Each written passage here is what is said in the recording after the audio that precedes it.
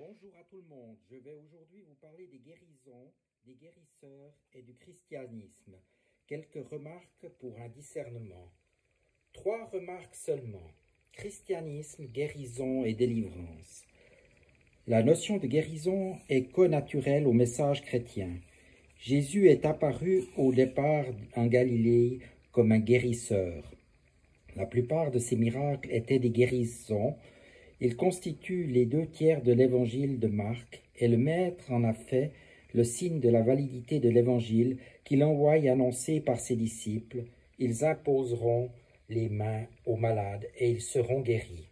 Dans le Nouveau Testament, le charisme ou don de guérison est reçu classiquement comme l'une des manifestations de la présence agissante de l'Esprit et l'expérience du renouveau charismatique aujourd'hui tend à restaurer la vitalité d'une foi qui attend tout de Dieu, y compris la guérison.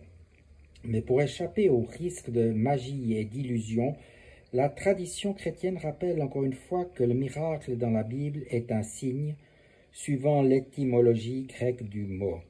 Il a un sens par rapport au salut que donne Dieu. La guérison a un sens dans cette perspective anthropologique parce qu'elle restaure les relations de la personne avec Dieu, paix intérieure avec son accompagnement psychosomatique, avec elle-même, levée des blocages et inhibition à retentissement corporel avec les autres, réconciliation et restauration des relations humaines perturbées avec l'entourage.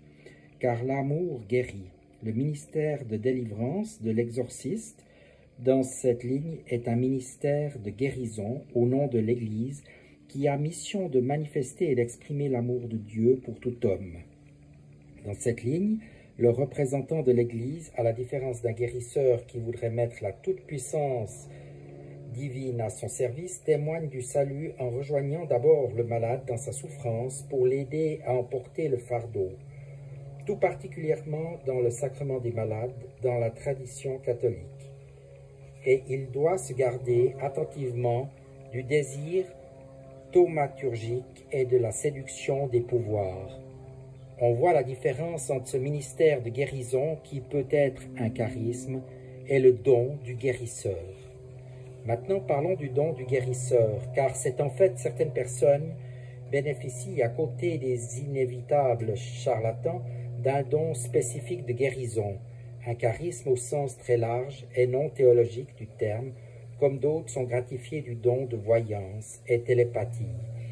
On l'attribue parfois à un fluide, effluve particulier dont seraient porteurs également les radiesthésistes. Les expérimentations sur ce genre de magnétisme n'ont pas encore donné de résultats probants. On peut toutefois parler de fluide vital au sens de potentiel de vitalité d'une personne. Ajouté à son talent, son expérience, ses qualités de relations humaines, ce don est à l'origine de guérisons dont beaucoup ne peuvent être mis en doute.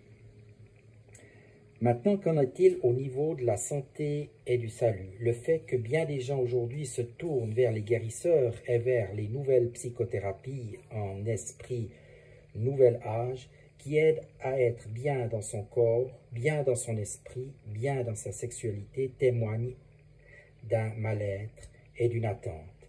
C'est un fait nouveau et d'importance. Aujourd'hui, les gens attendent d'un thérapeute le salut de l'âme à côté de la santé du corps. C'est cela, à leurs yeux, être bien dans sa peau. Vice-versa, souvent une religion n'est crédible à leurs yeux que si elle sait proposer, à côté du salut de l'âme, les voies de la santé du corps, de l'être total, où l'on voit qu'on ne peut trop légèrement traiter d'irrationnel des démarches et des pratiques qui sont tout simplement, mais très profondément, humaines. À tout bientôt. Merci de votre attention.